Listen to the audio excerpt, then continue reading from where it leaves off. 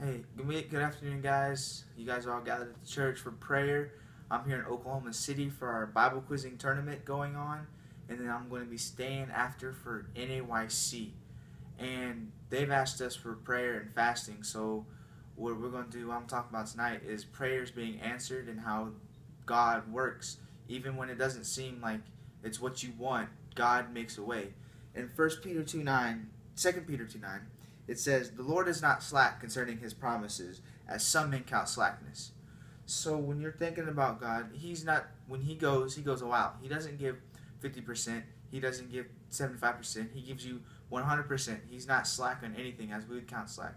Sometimes when we're going, we'll think, well, if I give 50%, God will give me. No, you have to give 100%. 100% is a relationship. It's two ways. You give, God gives. So we have three vehicles. We have a Ford Expedition, my little tiny Corolla, and we have my dad's pickup truck.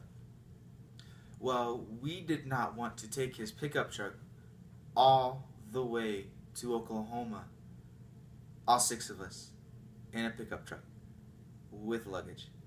So we were looking for a car, and we had recently sold our minivan, as most of you guys probably should know. Um, so we didn't have a family car like our minivan. So my parents, they searched and they searched. They found Suburbans and Expeditions and Yukons, and just every time we found something that seemed like it was a good deal, it turned out to be not a good deal. So we just kept looking and looking and looking just for months. We drove to Michigan and we came back from Michigan two different ways. Still didn't find a truck that we needed that would fit our whole family. And we drove to Michigan in the pickup truck too. So um, we couldn't find the vehicle that we wanted. We were praying, asking God, please help us find a bigger vehicle, because we needed a bigger vehicle. We don't need it. Well, yeah. Um, so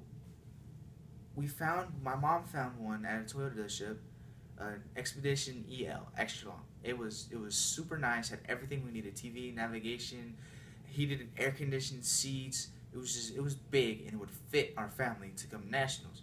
So here it is. After months of looking, the day we leave for Oklahoma, we go to the Toyota dealership and we test drive the car.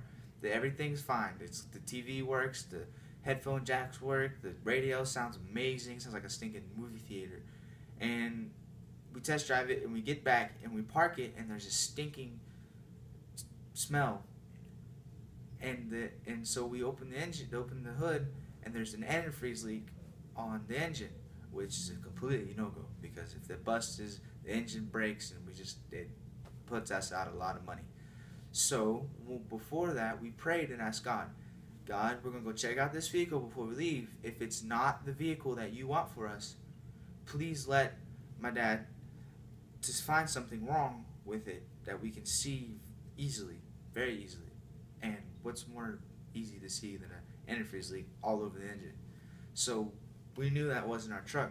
So the guys were like, well, you can drive to Oklahoma, and when you come back, well, you can buy the truck again. We're like, no, we found something wrong with it, and it wasn't in our prayers, so this is not the truck we're going to get. So even though it's not what we wanted, it's apparently what God needed us to have. We weren't supposed to have that truck. Even though we wanted a bigger truck, we still, so we could have more room to drive to Oklahoma, we couldn't get that truck. So it doesn't matter what your life is you're doing. Everything you do, you need to pray. Even if it's not what God answers your prayer, not what you're supposed to have, God will still give you what you need. Even if like, say you want $1 million, God gives you $10.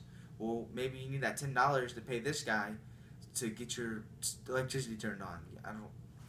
You can't have that $1 million. So, and we worked hard to find a car. We prayed to find it. It's not like we said, God, we want a truck to drive to Oklahoma in. And we open our eyes and there's a truck sitting on drive. That's not how it works. We had to work and search hours to find the truck that we needed.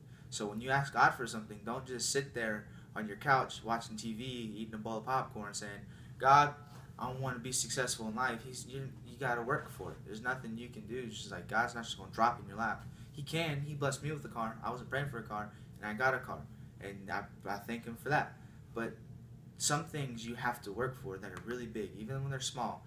It's all a two-way. You give, God gives, and that's how this relationship works. So when you're praying tonight and you pray for God to do something, you can't just pray for Him to do it while you're just sitting back wanting other people to do it, or sitting back just saying God's going to do it. You have to help God do what He wants to do. He can do anything, but He's just not going to like snap His fingers and you're going to reach the whole city of Hinesville. You're going to have to go out and outreach and do all these things. So whatever you need, always remember that when you pray, you have to put work into that. Faith without works is dead. So when you have faith in God and you don't do anything about it, what's going to happen? Nothing's going to happen. When you want to push a ball down the street, you're just going to stare at it and it's not going to go. So that's what I have to say about prayer. And I ask you right now to pray. Keep us in your prayers as we're in Oklahoma and as we're representing our church and our state of Georgia. Keep us in your prayers that we would be able to do good. And thank you guys. And I'll see some of you guys at NYC. Thank you guys. Have a good night. God bless.